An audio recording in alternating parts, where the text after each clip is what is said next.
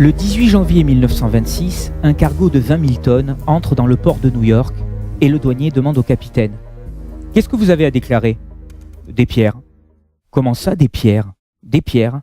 12 000 tonnes de pierres. »« Et qu'est-ce que c'est que ces pierres-là ? Qui est-ce qui se permet d'importer des pierres aux États-Unis ? Qu'est-ce que ça cache ?»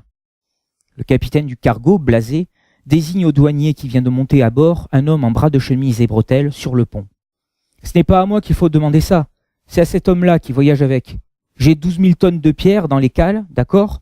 Mais ça n'est pas du fret, c'est du bagage accompagné. Alors voyez monsieur. » Le douanier s'approche du monsieur en bretelles et réitère sa question. « Qu'avez-vous à déclarer ? » ?»« Des pierres, 12 000 tonnes de pierres. »« Et quelle sorte de pierres ? » ?»« Des pierres taillées. » Le douanier rajuste sa casquette. « Attendez un peu, vous dites que vous importez aux États-Unis 12 000 tonnes de pierres taillées ? Pourquoi faire ? Et d'où viennent-elles ces pierres ? » ?»« Elles viennent d'Espagne, c'est pour faire un monastère. »« Un quoi ? » ?»« Un monastère, vous savez, un endroit où habitent des moines. » Le douanier commence à s'énerver. « Et pourquoi faut-il importer des pierres espagnoles pour faire ça ? Les pierres américaines ne sont pas assez bonnes ? » ?»« Il ne s'agit pas de cela. En fait, ces 12 000 tonnes de pierres forment déjà un monastère. Mon patron a acheté un monastère en Espagne, vous comprenez ? Moi, j'ai été chargé de le démonter et de le charger sur un bateau. Vous me suivez ? Après ça, je vais le décharger et le remonter. Remarquez, d'un côté, on pourrait dire que je transporte un monastère, mais d'un autre côté, puisqu'il est en morceaux, on peut dire que je transporte des pierres. Je sais bien ce que vous pensez. Alors moi, je veux bien déclarer un monastère, mais vous, dans ce cas, qu'est-ce que vous me répondez ? Le douanier américain plisse les yeux et dit d'une voix changée. Bon, je vais vous faire une proposition. Vous venez dans le bureau du chef, et là, vous reprenez depuis le début. D'accord ? L'homme en bretelles pousse un grand soupir et répond. D'accord, je m'y attendais, vous savez. Ce n'est pas le premier ennui, en effet, que procure à Larry Stivel cette aventure insensée du monastère de Sacramègne. Mais s'il savait à quel point ce n'est pas le dernier, il abandonnerait tout de suite, car il en a déjà subi plus que son compte. Larry Stivel est architecte aux États-Unis. C'est un curieux garçon de 30 ans. Anglais d'origine, il en a la raideur sympathique, la maigreur distinguée et l'humour glacé. Brillant étudiant, passionné de la vieille Europe, il a passé un diplôme d'études approfondies en architecture du Moyen-Âge européen. C'est ce qui lui vaut le redoutable honneur en 1925 d'être convoqué par le boss. Le boss, c'est le surnom de William Randolph Hearst, encore appelé W.R. par ses amis. Un homme habitué à savoir ce qu'il veut et à l'obtenir depuis sa plus tendre enfance. Fils d'un fermier enrichi dans les mines d'or, à 14 ans, il a déjà parcouru l'Europe et pillé les antiquaires, en payant bien sûr. William Randolph Hearst a la passion des œuvres d'art européennes et il a les moyens de payer. En 1925, il a 62 ans, 25 quotidiens, une douzaine de magazines, une agence de presse et une compagnie d'actualité cinématographique. Sa villa de Californie est un extraordinaire mélange de cathédrale espagnole, de château médiéval et de villa Médicis. C'est étrange, mais splendide, et à l'intérieur dort la plus fabuleuse collection d'objets d'art de l'Europe ancienne que l'on puisse trouver ailleurs que dans un musée, car les revenus de William Randolph Hearst sont évalués en 1925 à 30 000 $. 30 000 $ par jour. Donc, ce modeste milliardaire convoque Larry Stivel. William Randolph Hearst est impressionnant. Tout le personnage est d'ailleurs concentré dans le regard, un regard où tout passe, l'intelligence, l'astuce, l'autorité, le calcul et la précision. Habitué à traiter ses affaires au galop, le milliardaire jauge Larry Stivel. « Vous êtes architecte ? » ?»« Oui, monsieur. »« Vous vous y connaissez en monuments anciens ? » ?»« Oui, monsieur. »« Les monastères, ça fait partie de votre job ? » ?»« Eh bien, c'est-à-dire, j'ai étudié ça comme le reste. »« Parfait. J'ai acheté en Espagne un monastère de je ne sais plus quel siècle, mais ancien. Un monastère complet avec le cloître et la chapelle, les statues, tout ce qu'il faut. Je le veux ici, en Californie. Vous allez partir et me le rapporter. » « Vous voulez dire que je dois démonter un monastère, le charger sur un bateau et le remonter ici ? » ?»« C'est ça. Une fois ici, bien sûr, vous y mettrez l'eau, l'électricité, des baignoires et vous me le raccorderez aux égouts. C'est pour recevoir mes invités. » Larry Stivel essaie de dire quelque chose. Mais il n'y a pas de mais. Votre prix sera le mien ou je demande à quelqu'un d'autre. Alors, Larry Stivel est jeune architecte et il débute. Pour une fois que son diplôme d'architecture ancienne peut lui rapporter, il n'a pas le courage de poursuivre et bafouille. Alors, rien. Je veux dire, alors, bon. Où est-il ce monastère ? Je ne sais pas exactement. Voyez ça avec mon homme d'affaires. Quand Larry Stivel arrive en Espagne, dans une lande sauvage et désolée de la province de Ségovie, il est d'abord saisi par l'admiration et la pitié. Ce monastère est magnifique, presque en ruine, mais si beau dans ce paysage. C'est un crime de l'enlever de là. Ne serait-ce que pour l'histoire dont il est chargé, il date de 1141. Le roi Alphonse VII l'a fait construire à l'époque pour les bénédictins et par reconnaissance envers le Dieu des chrétiens qui lui avait permis de chasser les morts. Ce sont les morts prisonniers qui ont transporté les pierres pour le construire. Les plans sont l'œuvre d'un bénédictin français venu spécialement en Espagne. Une architecture simple et sévère, à la fois romane et gothique, des statues, des chapiteaux sculptés, tout cela sans la moindre influence andalouse. Un bijou. Quel est le béotien espagnol qui a bien pu accepter de vendre ce chef-d'œuvre à un béotien de Californie? Le béotien est un fermier du coin. Son ancêtre a acheté le monastère en 1825 pour une bouchée de pain lorsque le gouvernement de l'époque en chassa les moines. Depuis, il a fermé le cloître gothique avec des planches pour y mettre ses vaches, il a engrangé du foin dans les cellules des moines et transformé la chapelle en réserve à outils, sans bien sûr s'occuper du bâtiment qui s'effondre. L'homme est petit, affublé d'un pantalon trop grand et d'un béret trop petit, sous lequel brillent deux yeux noirs et ronds en forme d'épées étasses. Et Larry Stivel pense qu'il vaut mieux emmener le monastère en Californie où il sera soigné et gardé en état. Il entreprend donc de le démonter. Il fait d'abord des photographies, dresse des plans, divise le monastère en 120 éléments et fait numéroter les pierres une par une. Il y a 35 874 pierres. D'après le code et le numéro peint sur chacune d'elles, Larry doit pouvoir s'y retrouver. À condition d'emballer les pierres dans l'ordre, dans des caisses elles-mêmes codées et numérotées. Larry Stivel fait donc démonter et emballer les 35 874 pierres dans 10 751 caisses de bois, avec de la paille. Et ce travail-là prend une année. Larry Stivel se dit avec raison qu'il a accompli un travail de bénédictin. Mais ceci n'est rien. Les vrais ennuis commencent. Tout d'abord, pour transporter les 10 751 caisses de pierre jusqu'au port de Santander, à 200 km de là, il manque 60 km de route. Larry téléphone à William Randolph Hearst, qui pense déjà à autre chose.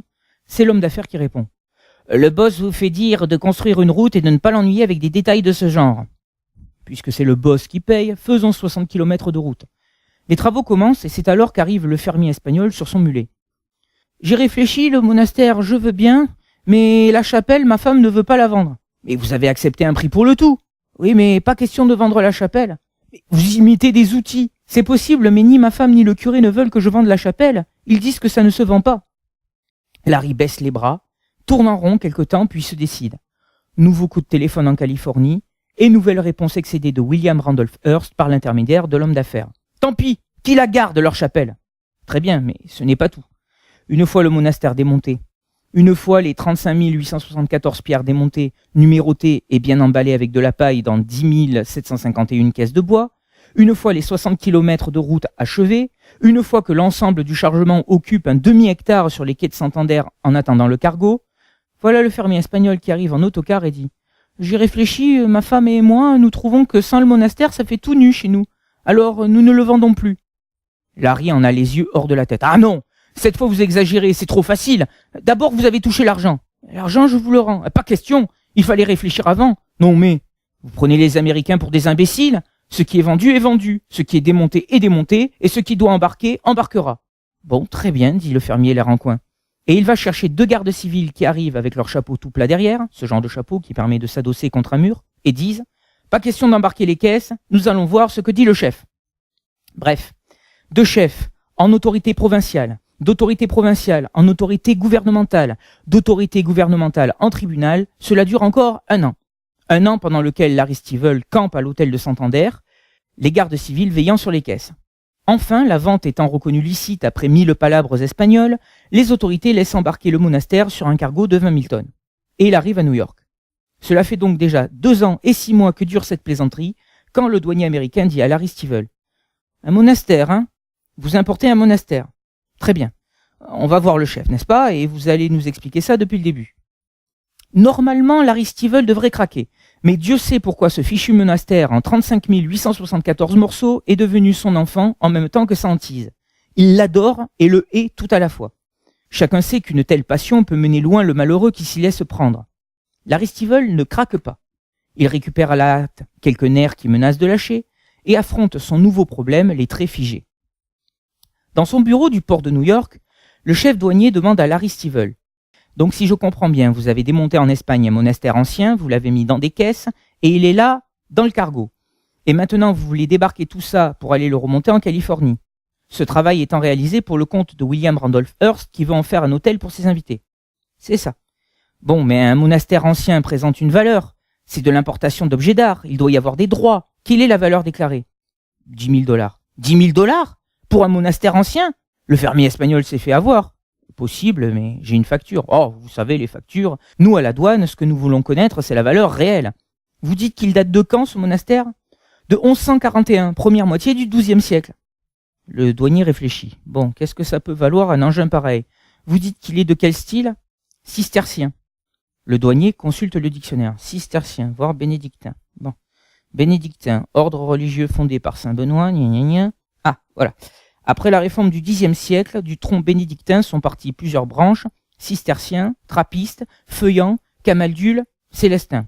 Avec ça, on est bien avancé. Ah si, voyons. Architecture cistercienne d'un style simple et sévère. L'Aristivel commente les dents serrées. Vous voyez, c'est pas un style qui vaut cher. Finalement, au bout de 2 mois de discussion tout de même, la douane finit par admettre. Premièrement, que les États-Unis ne fabriquent pas de monastères du XIIe siècle, donc il n'y a pas de préjudice pour une industrie nationale. Deuxièmement, que l'importateur William Randolph Hearst ne veut pas le revendre, mais l'offrir à sa femme pour recevoir ses invités, donc que le monastère peut entrer dans la catégorie cadeau personnel. Troisièmement, que de toute façon, les monastères ne sont pas répertoriés au tarif des douanes. Donc ça va, vous pouvez passer. Voilà notre pauvre architecte Larry Stivel qui fait « Ouf !» car c'est lui qui a tous les tracas. Le boss, lui, ce milliardaire, s'en occupe de très loin par téléphone et homme d'affaires interposé. Larry fait donc « ouf ». Il a droit à ce « ouf ». C'est alors qu'arrive l'officier du service de santé. « Qu'est-ce que vous prétendez débarquer là ?» Larry reprend son souffle et ravale son « ouf » par prudence. Oh, rien de dangereux, un monastère espagnol de style cistercien en pièces détachées. Je pense que si ce monastère avait dû être contagieux, ça se saurait depuis le XIIe siècle. Il n'a jamais propagé que la foi chrétienne, et encore. Mais l'officier de santé ne se laisse pas impressionner. Ah oui? Et comment se présente-t-il, ce monastère? Je vous l'ai dit, en morceaux. Il y a 35 874 pierres numérotées, emballées dans 10 751 caisses de bois, dans de la paille. Ah oui, dans de la paille, dites-vous. Oui, dans de la paille, pour que les pierres ne se promènent pas dans les caisses. Dans de la paille espagnole, donc. Comment ça, espagnol? Ben oui, si vous voulez, de la paille espagnole, c'est de la paille, quoi. Vous n'avez rien contre les Espagnols. L'officier du service de santé a le visage de plus en plus hermétique. Et vous dites qu'il y a combien de caisses? 10 751. Pourquoi? Parce qu'il va falloir les ouvrir toutes. Qu'est-ce que vous dites? Je dis qu'il va falloir les ouvrir toutes, les désinfecter, brûler la paille et la remplacer par de la paille américaine. Pas question de laisser entrer de la paille espagnole pleine de germes espagnols en Amérique. Larry en a presque les larmes aux yeux. Mais ce type est raciste, ma parole. Où a-t-il vu qu'un germe espagnol n'avait pas droit à l'immigration? Qui dit que la paille espagnole est plus porteuse de germes que la paille américaine? Et qui dit que le germe espagnol est plus virulent que l'américain? Et d'abord, de quel germe parle-t-il? Où a-t-il vu une tête de germe? Et comment l'a-t-il reconnu? À son accent? Mais on ne plaisante pas avec le service d'hygiène aux États-Unis, ce pays qui refuse l'industrie du bidet parce qu'il la considère comme pornographique. Non, on ne plaisante pas. Et ça dure 3 ans, car il n'est pas question de laisser faire ce travail par d'autres que des fonctionnaires. Il faut contrôler, n'est-ce pas? Alors cela dure 3 ans, et cela coûte 75 000 $ à William Randolph Hearst. Il faut bien payer l'administration et ses hommes, même de paille. Pendant ce temps complètement écœuré, Larry Stivel tout de même se consacre à autre chose, mais le cœur n'y est pas, et il doit toujours surveiller son monastère de loin, c'est son travail. Alors au bout de 3 ans, quand toute la paille est changée, les pierres remises dans les caisses, il retéléphone au boss et n'obtient, comme d'habitude, que l'homme d'affaires. « Allô, c'est Larry Stivel. C'est pour vous dire qu'enfin ça y est. »« Ça y est quoi ?»« Comment quoi? Le monastère? Vous vous souvenez? Ça y est, on peut le sortir de New York et l'amener en Californie. Il va falloir prévoir plusieurs trains de marchandises. »« Allô ?» L'homme d'affaires répond. « Oui, je vous entends. Dites, vous savez qu'on est en 1930. »« Oui, et alors, quel rapport? Vous êtes au courant qu'il y a l'inflation aux États-Unis. Le boss est à moitié ruiné. Ce n'est pas le moment de lui parler de monastère et de train de marchandises. » Il y a un lourd silence dans le téléphone. Puis Larry Stivel, qui s'attend désormais à tout, demande bêtement. « Ah bon? Alors qu'est-ce que j'en fais, moi, de ce monastère? »« Ce que vous voudrez. Laissez-le là où il est. » Et le monastère cistercien de Saint-Bernard de Sacramègne, construit en 1141 par Alphonse VII pour les bénédictins, reste dans le hangar du port de New York en 35 874 morceaux, répartis dans 10 751 caisses de bois, dans de la paille américaine. Il y reste jusqu'en 1939. et puis pendant toute la guerre, car William Randolph Hearst l'a complètement oublié. Et Larry Stivell, que ce monastère a rendu fou pendant 4 ans, de 1926 à 1930, se dit surtout qu'il y reste. Et quand on prononce devant lui le mot monastère, il montre les dents. La paix revenue, en 1946, le boss ne rappelle d'ailleurs pas Larry Stivell.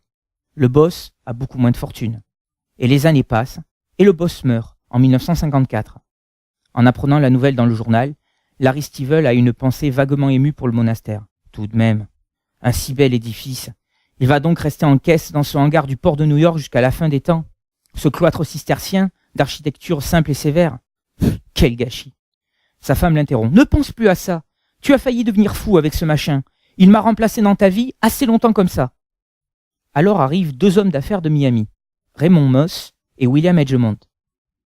Monsieur Larry Stivell? Oui, c'est pourquoi? C'est pour le monastère espagnol, c'est nous qui l'avons racheté. Grand bien vous fasse. Et alors? Alors c'est vous qui l'avez démonté et qui avez les plans. On voudrait vous le faire remonter près de Miami pour attirer les touristes, un truc exotique, vous voyez le genre. Ah non, ça suffit comme ça, j'en ai assez vu avec ce monastère.